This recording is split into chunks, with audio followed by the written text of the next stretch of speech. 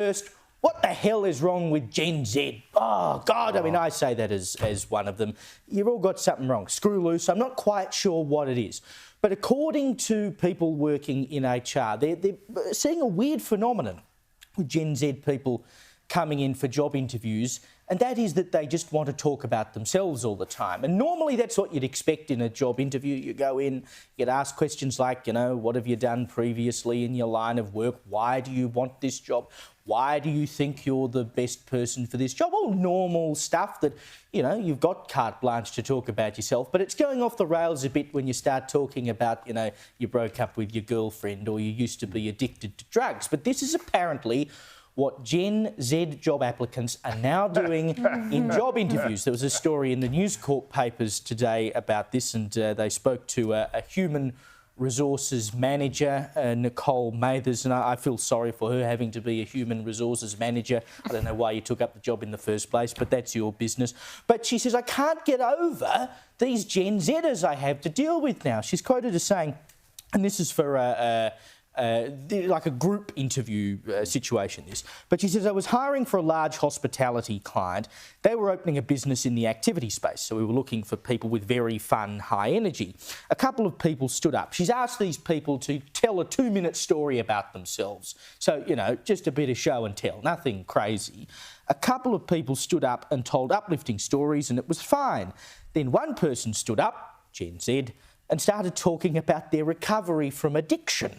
This was really heavy stuff. After that, every single person did the same. She said it went from tell me a fun fact about yourself to self-disclosure and mental health challenges, a recent breakup, and the emotional roller coaster of long-term unemployment. And unsurprisingly, as Mathers says, on the basis of this, Gen Z job applicants are missing out on jobs because they think the interviewer wants to know absolutely everything about them rather than just why are you the best person for this job. I think there are two reasons for this. One is that Gen Z is sort of the first generation that's lived almost the entirety of their lives online on social media, and social media has normalised this idea that you tell everybody everything you're doing at all times. So, you know, if you're posting on social media every day that you're getting your coffee in the morning and this is what I put on my bagel and all this sort of business, well, why wouldn't the person in the interview room want to know that? Which leads me to the second point, which is that they've spent far too much time on social media and not enough time actually interacting with people in social settings, because the social media is how they do their social interaction these days. And so they can't read a room, they don't know when to stop, they don't understand that other people don't want to know about their breakup all the time. I mean, sure, if you're going down to the pub with your mates and you're having the gossip session, the bitch session, and this is where we can get it all out and get some advice, sure. But you don't go to a job interview for that sort of stuff. Well, I feel like there's also this other element where Gen Z has grown up in a therapeutic culture where everything is therapized. Oh, you're not feeling so great today. Let's have a half-an-hour conversation about how your intergenerational trauma from your mum scrambling your eggs instead of frying them is impacting you today. I mean, genuinely, these kinds of conversations that happen among Gen Z. And that idea that everything can become a therapy session, I mean, in some senses, job interviews could be very similar to a therapy session. You've got someone across the desk asking you how you are, tell me about your strengths. $80,000 for a 50-minute interview. It's a much cheaper way to get to talk about yourself unashamedly for at least half an hour.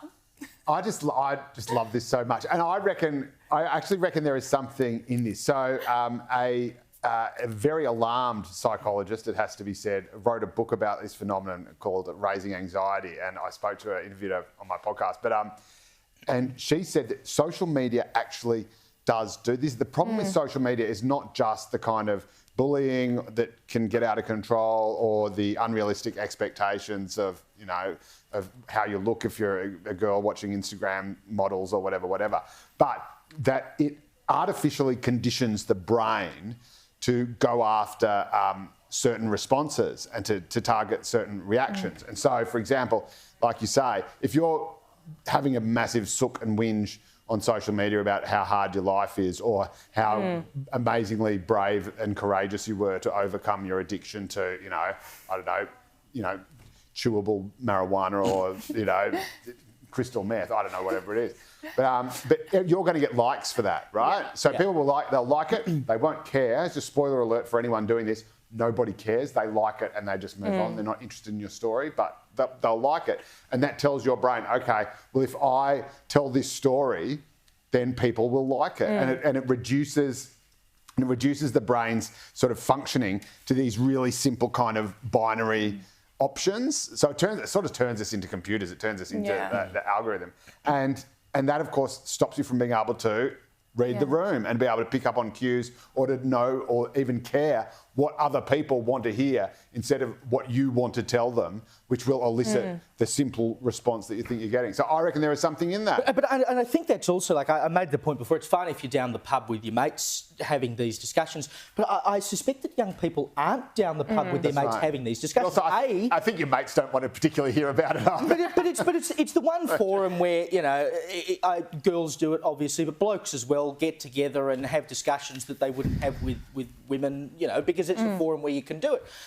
But young people, we know, are drinking a lot less than they used to. They're socialising a lot less than they used to. There's a loneliness epidemic. For us, you've got a problem.